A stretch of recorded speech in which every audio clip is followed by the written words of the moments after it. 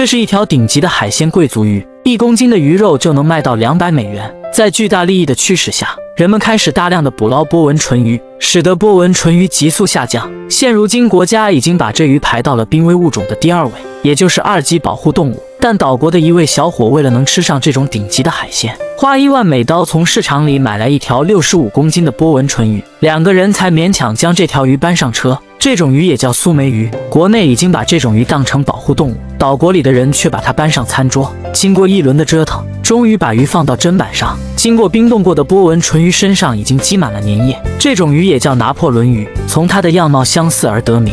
鱼的嘴唇非常厚实肥大，波纹唇鱼名字由此而来。不过鱼身上的粘液也确实让人吊胃口，身上的鱼鳞纹路非常的霸气，全身上下透露出海鲜贵族的气息。紧接着，小伙用手将鱼身上的鱼鳞取下来查看，取下来的鳞片和拳头不相上下。在解剖之前，将鱼身上的粘液刮下来，简单处理好粘液后，就开始用刀子将鱼的鱼鳞去掉。为了快速去掉鱼鳞，直接将鱼皮和鱼鳞一同刮掉。去鳞削皮的过程考验一个人的刀工，将鱼翅剪掉也是为了更好的刮鳞去皮。剪掉鱼翅后，刮起鳞来更加的快速方便。这种鱼属于热带地区近海海域生存的著名巨型鱼类。成鱼发育后，在前额上有一个突出的龙肉，这是波纹唇鱼最显著的特点。体型颜色呈现黄褐色或者绿色，鱼鳞上有很深的纹理，削皮后呈现雪白色的肉质，同时还略带浅蓝色。腹部鱼翅的部位颜色更加蓝，切开厚厚的蓝色盔甲后，里面的肉质更加的鲜嫩，这让见过世面的小伙也非常惊讶。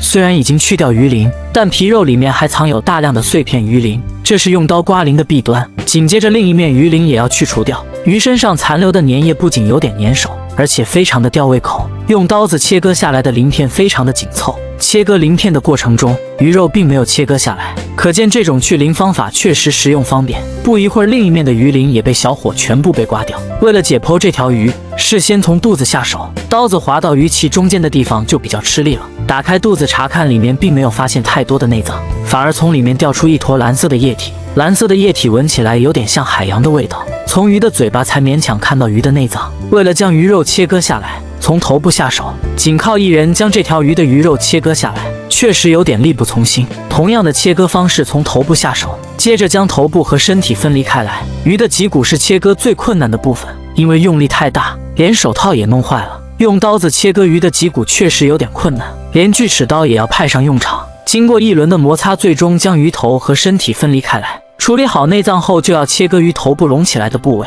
进化出防御人类食欲的模样。但岛国里的人还是抵挡不住它鲜美细腻的口感。蓝颜色的皮肉让小哥非常的好奇，闻起来只有淡淡的海鲜味，隆起来的部位非常有弹性，可能是波纹唇鱼用来保护头部来防御撞击。紧接着就要处理波纹唇鱼身上的肉，从脊骨和排骨之间下刀，一刀下去就能将软嫩的鱼肉给一分为二，但里面的骨头还是非常硬的，还能支撑鱼肉的重量。紧接着小伙又从尾部下手，为了能将鱼身上的肉切割下来，还要从腹部下刀，沿着排骨缓慢地将鱼肉分割下来。因为胸前的骨头连接太紧密，只能用钳子将其剪断，接下来的骨肉就比较容易分离，只需要沿着骨头就能将肉切割下来。很快一大片的鱼肉就被切割掉，雪白色的鱼肉还带有暗淡的浅蓝色。接着就要切割脊骨上面的鱼肉，脊骨上面的鱼肉相对比较棘手，但对于爱吃生鱼片的小伙来说也是轻而易举的事。不一会儿，一大坨的鱼肉被小伙给扒了下来，紧接着另一半鱼肉也要用同样的方法进行切割。这种鱼在以前还是挺多的，